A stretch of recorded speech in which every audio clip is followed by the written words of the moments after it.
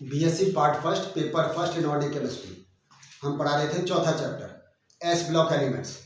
और S block elements में हमने फिजिकल प्रॉपर्टीज देख ली थी। हमने फिजिकल प्रॉपर्टीज में देखा था electronic configuration, atomic radii, ionic radii, ionization enthalpy, electron negativity, standard electrode potential, density, melting point, boiling point, flame test, ये सारी चीज़ें हमने देखी थी। इसके बाद लास्ट क्लास में हम बात कर रहे थे, जो पिछली क्लास पढ़ाई थी उसमें हम बात कर रहे थे केमिकल प्रॉपर्टीज़ की। उस समय हमने कहा था कि जो एल्कली मेटल्स और एल्कलाइन अर्थ मेटल्स हैं वो हाईली रिएक्टिव होती हैं, वो उच्च क्रियाशील धातुएं हैं। कारण आपको बताया था क्योंकि आउटरमोस्ट शेल में इलेक्ट्रॉन लूजली बाउंडेड है, वो आसानी से दे देती हैं। ये इलेक्ट्रोपॉजिटिव मेटल्स हैं और इस कारण से इनकी रिएक्टिविटी, आयनाइजेशन एंथैल्पी की वैल्यू बहुत कम होती है। इस कारण से इनकी रिएक्टिविटी बहुत ज़्यादा होती है।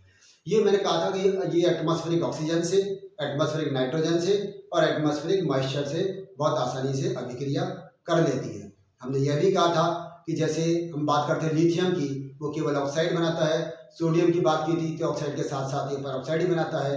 और पोटेशियम, रुबिडियम और सीजियम ये ऑक्साइड और परऑक्साइड के साथ साथ सुपर ऑक्साइड ही बनाते हैं। इसके अलावा हमने नाइट्रोजन के साथ इनकी रिएक्शन देखी थी, हमने इनकी वाटर के साथ रिएक्शन देखी थी और हमने देखा था कि जितने भी एल्कली मेटल्स और एल्कलाइन अर्थ मेटल्स हैं वो जल के साथ अभिक्रिया पर हाइड्रोक्साइड्स बनाते हैं। इतना हमने सीख लिया था।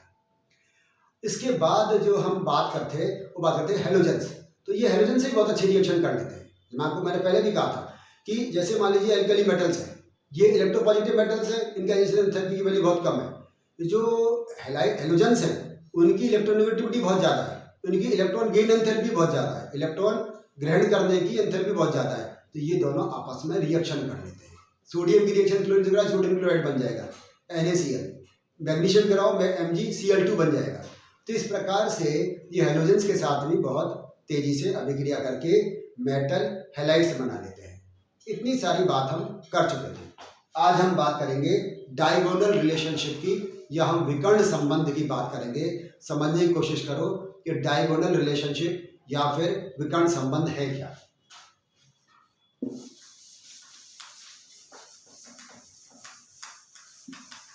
डायगोनल रिलेशनशिप जैसे मान यहाँ लिखते हैं लिथियम, लिथियम के बाद सोडियम, पोटेशियम, रुबिडियम सी, और लिथियम के साथ हम यहाँ क्या लिखेंगे बेरिलियम, मैग्नीशियम और यहाँ पर कैल्शियम, ऐसे लिखते हैं। समझने की कोशिश करना।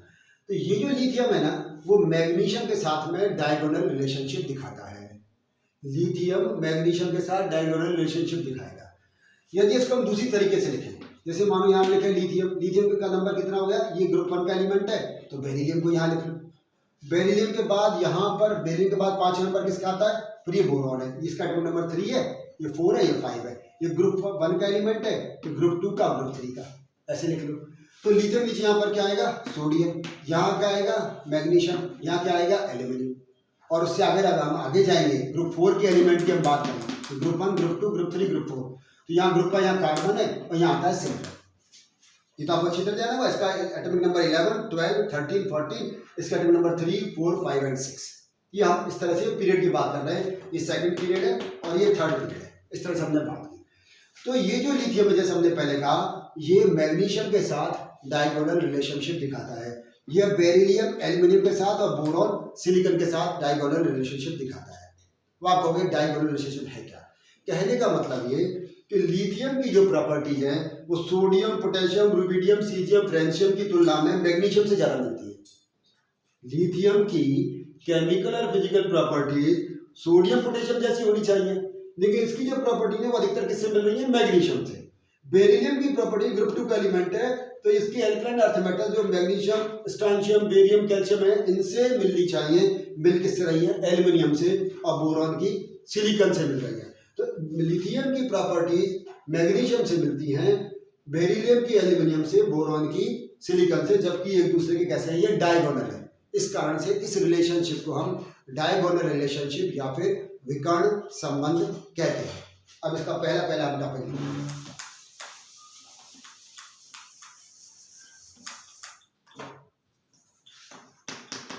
डायगोनल रिलेशनशिप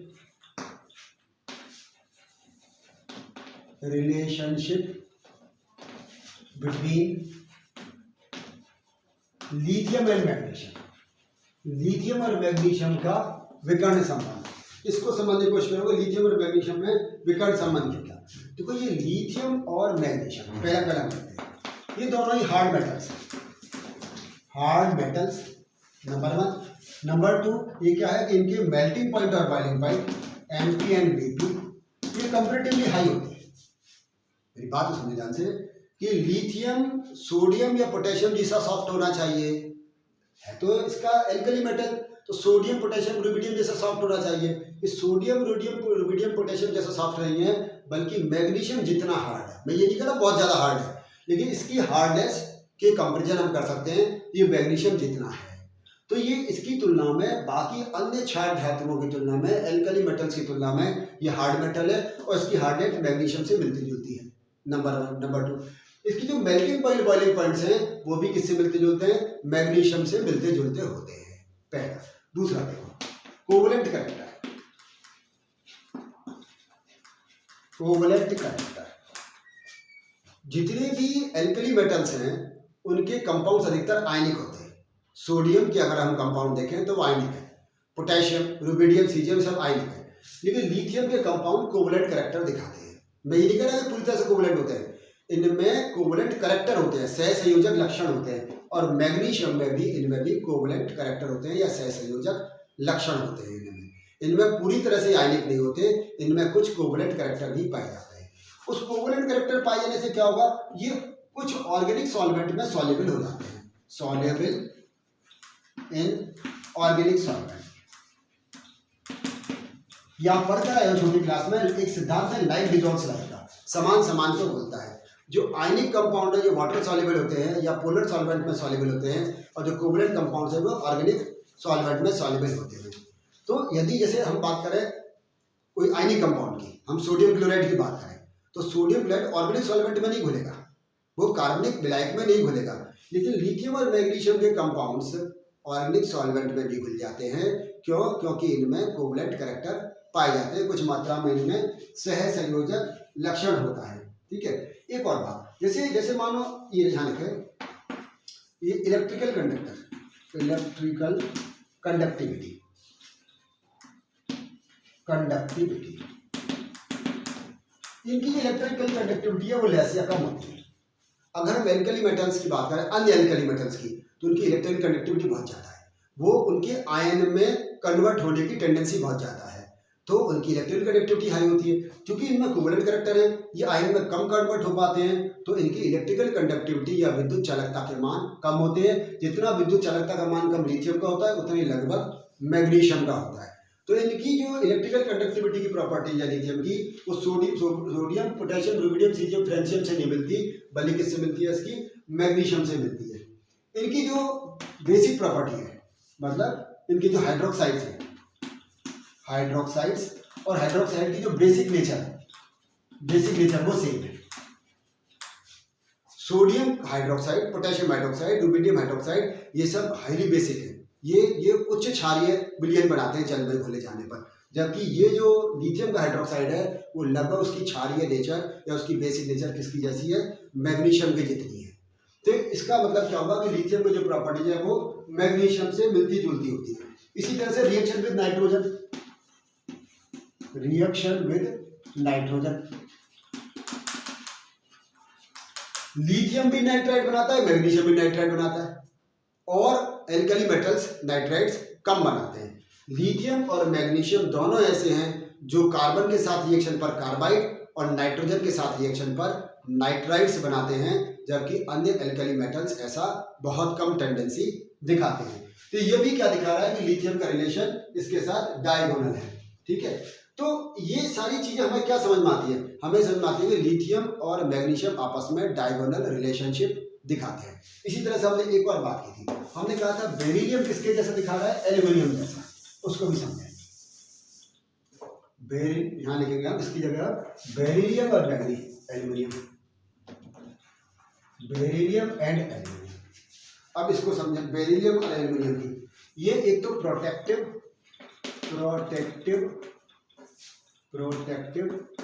ऑक्साइड लेयर बनाते हैं। ये दोनों ही ऐसे हैं, बेरिलियम को एटमॉस्फेयर में खुला छोड़ो, बेरिलियम ऑक्साइड की उसके ऊपर एक रक्षित परत बन जाती है, प्रोटेक्टिव लेयर बन जाती है। इसी प्रकार से एल्युमिनियम को जो हम खुला छोड़ते हैं तो एल्युमिनियम ऑक्साइड, जिसको एल्युमिना भी कहते हैं, Al2O3, उसकी एक प्रोटेक्टिव लेयर बन जाती है। तो दोनों की एक साथ विशेषता है, ये क्या दिखाते हैं, प्रोटेक्टिव लेयर बना लेते हैं, एक रक्षित परत बना लेते हैं। इसी प्रकार से हम इनके हाइड्रोक्साइड्स की बात करें तो जैसे एल्युमिनियम का AlOH4- और इसी तरह से बेरिलियम में BeOH4 एक कॉम्प्लेक्स कंपाउंड बन जाता है। इसके साथ फिर क्या बनाएंगे, समकुल यौगिक बना लेते हैं। बाकी अन्य क्षार धातुएं, अन्य एल्कलाइन अर्थ मेटल्स या क्षारीय मृदा धातुएं नहीं दिखाती, केवल बेरिलियम ऐसा है जो कि हाइड्रोक्साइड इनके कैसे बनाते हैं, कॉम्प्लेक्स कंपाउंड्स बनाते हैं। हम इनके फ्लोराइड्स की बात करें तो वो भी कॉम्प्लेक्स कंपाउंड होता है, BeF4 और यहाँ पर भी AlF6 इनके फ्लोराइड्स बाकी अन्य नहीं दिखाएंगे, बाकी अन्य एल्कलाइन अर्थ मेटल्स नहीं दिखाएंगे, लेकिन बेरिलियम और एल्युमिनियम इनके फ्लोराइड्स कॉम्प्लेक्स कंपाउंड बनाते हैं। तो ये क्या दिखा रहा है, इसके साथ भी ये डायगोनल रिलेशनशिप दिखा रहा है। और कोवलेंट कैरेक्टर इसका चौथा हम देखें, कोवलेंट कैरेक्टर इनका वो भी एल्युमिनियम के समान होता है। तो हमें क्या बात समझ में आती है कि बेरिलियम और मैग्नीशियम की प्रॉपर्टीज भी एक जैसी होती है। अब यहाँ जरा 2-4 मिनट में हम एक कारण और समझेंगे कि आखिर होती एक जैसी क्यों है। तो हमने कह दिया कि ये आपस में डायगोनल रिलेशनशिप है, लेकिन हम ये और समझ लें यहाँ पर कि इनमें आपस में डायगोनल रिलेशनशिप है क्यों, तो उसको थोड़ा समझे यहाँ पर। जैसे हमने मान लीजिए बात करते, पहले हमने बात की थी लिथियम और उसके बाद बात की थी हमने मैग्नीशियम की। यदि हम इसके एटॉमिक साइज की बात करें, एटॉमिक रेडियाई, तो इसकी जो एटॉमिक रेडियाई है 152 पिकोमीटर है, इसकी 160 पिकोमीटर। यदि हम लिथियम पॉजिटिव और मैग्नीशियम 2 पॉजिटिव, अब हम किसकी बात करें तो एटॉमिक रेडियाई थी, यहाँ मैं लिखता हूँ आयनिक रेडियाई, इसकी हम बात कर लेते हैं। तो पहले हम बात करते हैं एटॉमिक रेडियाई की, हम बात करते हैं आयनिक रेडियाई की। ये 76 पिकोमीटर है, 72 पिकोमीटर है। एक और लिख लेते हैं, जैसे बात हमने लिखा था बेरिलियम और एल्युमिनियम। अगर हम बेरिलियम की एटॉमिक रेडियाई की बात करें तो ये 112 पिकोमीटर है, जबकि ये 143 पिकोमीटर है। और इसकी हम यदि आयनिक रेडियाई की बात करें, आयनिक रेडियाई, तो ये है 45 पिकोमीटर और 53 पिकोमीटर। क्या कहना चाह रहे हैं हम, ये कहना चाह रहे हैं कि चूंकि लिथियम पॉजिटिव, यहाँ क्या आ जाएगा, बेरिलियम 2 पॉजिटिव और एल्युमिनियम 3 पॉजिटिव, यहाँ बेरिलियम एल्युमिनियम, इनकी आयनिक रेडियाई लगभग समान है, इनकी एटॉमिक रेडियाई लगभग समान है, एटॉमिक रेडियाई लगभग समान है। और आप जानते हैं कि केमिकल और फिजिकल प्रॉपर्टीज 2 बातों पर निर्भर करती हैं, आउटरमोस्ट शेल में इलेक्ट्रॉन और इनकी एटॉमिक साइज और आयनिक साइज पर। क्योंकि इनके आयनिक साइज और एटॉमिक साइज ऑलमोस्ट कंपेरेबल है, लगभग बराबर है, इस कारण से ये क्या करते हैं, समान गुण दर्शाते हैं, जो हम कहते हैं कि डायगोनल रिलेशनशिप दिखाते हैं। तो आज की क्लास में आपने ये सीखा कि लिथियम मैग्नीशियम के साथ और बेरिलियम एल्युमिनियम के साथ डायगोनल रिलेशनशिप दिखाता है। ये शॉर्ट क्वेश्चंस में आता है, इसको आप ऐसा कैसा एग्जाम में लिखाएंगे। और मैं आपको कई बार कह चुका हूँ कि आप वीडियो को देखते रहें, CBH की किताब खरीद लें, उस बुक को सामने रखें, उसको पढ़ते रहें। एग्जाम में क्वेश्चन अधिकतर उसी बुक से आते हैं, उसको पढ़ें और अच्छे नंबर लाएं। धन्यवाद।